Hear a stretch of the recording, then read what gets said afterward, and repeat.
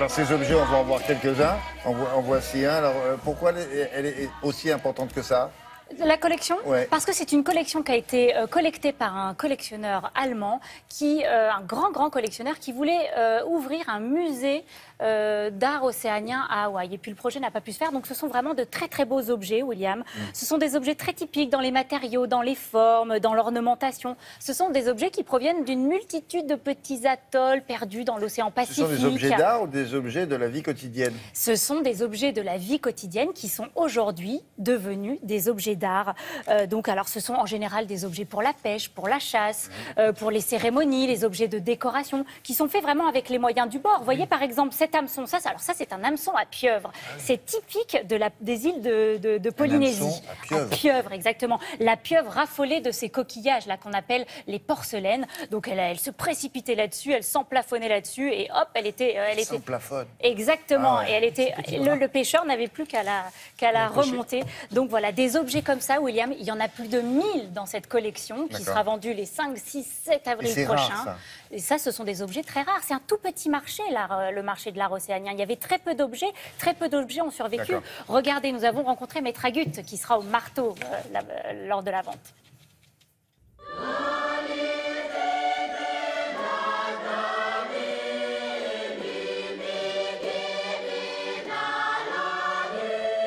Cette collection est une collection en définitive de toutes les îles de l'Océanie, où chaque île est particulière, avec des objets particuliers, et en plus, chaque région de chaque île a encore ses coutumes.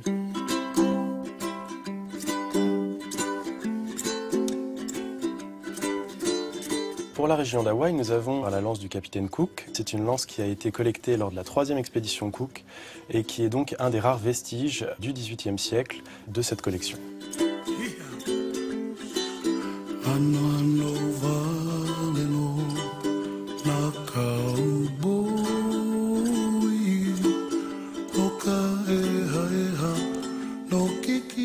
La Polynésie française, dans cette collection, est particulièrement bien représentée grâce notamment à une formidable collection d'hameçons. On les fabriquait à partir de la nacre des huîtres perlières, qui est particulièrement belle à cet endroit-là du monde, et qui servait donc à réaliser des tas d'objets du quotidien.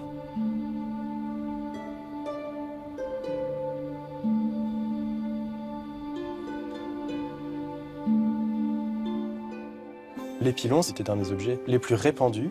Il y a des pilons pour la nourriture, des pilons pour la médecine qui servaient à réaliser des décoctions à partir des plantes, etc. Nous avons des pilons qui servaient aussi à battre les fibres végétales pour les aplatir et en tirer ce qu'on appelle un tapa, c'est-à-dire cette espèce de tissu écrasé, intissé, c'est-à-dire qui n'est pas réalisé par tissage mais par battage et qui servait aussi à la vie de tous les jours, que ce soit pour se vêtir ou bien pour accrocher au mur, etc.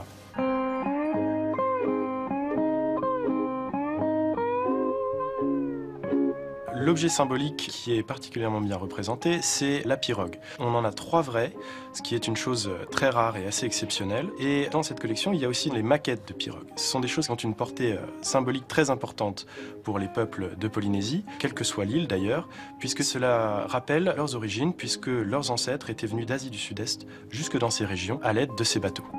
Ce sont des objets qui sont vrais. Avant, l'art était l'art académique, parfait, avec des belles peintures. Maintenant, la vie quotidienne peut être considérée comme étant artistique également par ces objets. Ce sont des objets qui ont été faits avec beaucoup de recherche, de spontanéité, de génie.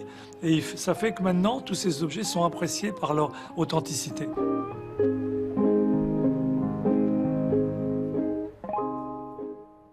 On n'arrive pas à faire la différence entre les objets d'art, purement, et les objets de la vie quotidienne. Tous ces objets, c'est ce que dit par Maître exemple, Agut. Alors ça, c'est une provenance royale. C'était les chaussures du roi Kamehameha. C'était le premier roi d'Hawaï. Donc ça, c'est... Et là, il avait des petits pieds, Sa Majesté. C'était ses chaussons d'enfant, en fait. C'est quand il était enfant. Voilà. Donc, vous voyez, c'était comme un système. Bon, là, c'est un peu replié, mais il a enfilé son pied comme ça. Ouais. Donc ça, vous voyez, c'est de la feuille de palmier. C'est une sorte de palmier. Donc ça, c'est typiquement... Ça date du 19e siècle. Et ce que vous avez là-bas, William, c'est un ornement de chef. Alors ça, c'est extraordinaire. C'est réalisé en poils de barbe de vieillard. On allait prélever sur les ancêtres. Les poils, ils étaient ensuite blanchis au papajous. Et ça, c'était pour les cérémonies religieuses. Pour les cérémonies... Pardon ? On attendait qu'il soit décédé, Je ne sais pas ancêtres. ça. Peut-être, Peut-être ou peut-être pas. On C'était- leur a arraché la barbe pour la mettre sur le truc. Voilà, ça devait être Ah ouais. ça. Ça alors.